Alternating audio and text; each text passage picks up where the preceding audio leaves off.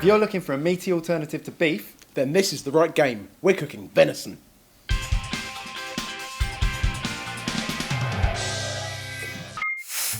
I don't think I've ever had venison before. Then now is your chance to try it. We're going to do a fantastic venison and mushroom stew with a creamy brandy sauce and serve it with a very interesting cauliflower rice.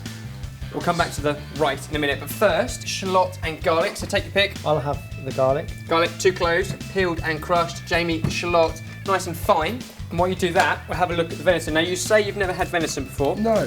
What we need to do is cut off the really thick fat, so we've got all this amazing meat underneath. And this fat on something like venison is quite leathery, quite tough, so you can literally just cut against it and it'll just cut it away. I think the reason I haven't had it before is, well, it's dear, isn't it? Yeah. It's not cheap, but it's one of those things you can have for special occasion. If you can't get hold of it, so you can just use beef. This is an awesome stew just with beef. So I'm going to cut it into quite chunky pieces, but any kind of globules of fat that come along the way, we'll get rid of those. Is venison a meat that you can cook to different ways, like rare, medium, well done? Yeah, if you've got a venison steak, there's no problem with having that as a sort of medium rare or medium. In fact, it's better that way. Would you cook that in the same way as steak for the same amount of time? Pretty much, pretty much. It's quite a seasonal thing, so you'd only really get it in, certainly in the UK, in autumn. Treat it the same way as steak, which is what we're going to do with it today. I've also got some bacon there, just a bit of smokiness, so I'm just going to chop that up as well. Mike, what do you call a deer with no eyes? I've no idea. Enough of that. A shot of oil into our pan, and if you can add all your onion and garlic into there.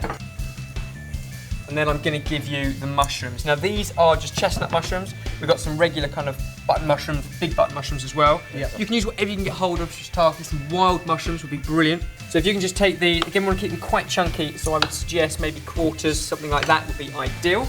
As you can see, our onions have begun to soften. Okay, they can carry on cooking, but we'll add the bacon in with it. So that can start to go nice and crispy. And then plenty of black pepper, Jay. Yep. And then with the heat as high as it will go, I'm going to put all of that venison in there as well. Lovely. Okay. As we said, you don't have to cook this all the way through. So this is quite a quick cook dish. It'll be about 15-20 minutes in total. It's not a long stewing process. Now you can see all these bits that are stuck to the bottom with all the meat. You want all that fantastic juice up, so the brandy does exactly that.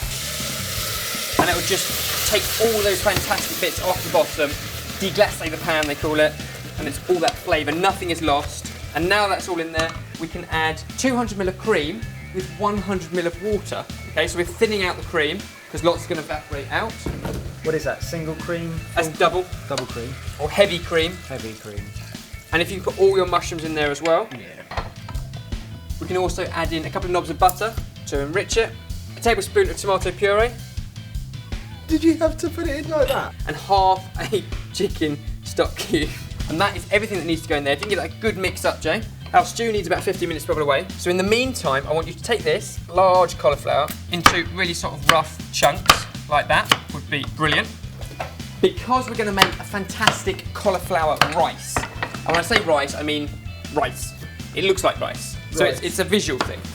And all you need is a food processor or a grater, and we're just going to put it all into there. So all the chunks that Mike's done into here. Yep. So put the lid on and give it a good blitz up so you end up with something that looks like rice grains. Keep going until you've got rid of all the big lumps. And then, with a bit of luck, what we're left with is this fantastic kind of rice grains of raw cauliflower.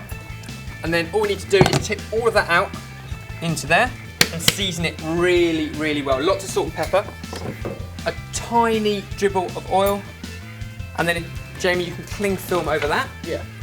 Because it cooks really simply and really quickly, just 4 minutes in a microwave at full power. But you want to trap all of that air and moisture in there, so as it cooks, it kind of half steams as well. So to recap, we need this bubble away for another sort of 10 minutes or so. That's going to go into a microwave for 4 minutes, and then we can serve up an amazing creamy mushroom and venison stew. So with the cling film off, we'll sprinkle in our fresh parsley, give that a good stir up. It does look like rice. And it does look like rice, and because it's well seasoned, Oh, a con man. it's very, very beautiful. So we can put plenty of this cauliflower on here. and a generous ladle of this awesome venison mushroom stew. It does smell amazing. Look at that. Plenty of that juice. Tiny sprinkle of parsley. And there it is, venison and mushroom stew with cauliflower rice, sorted.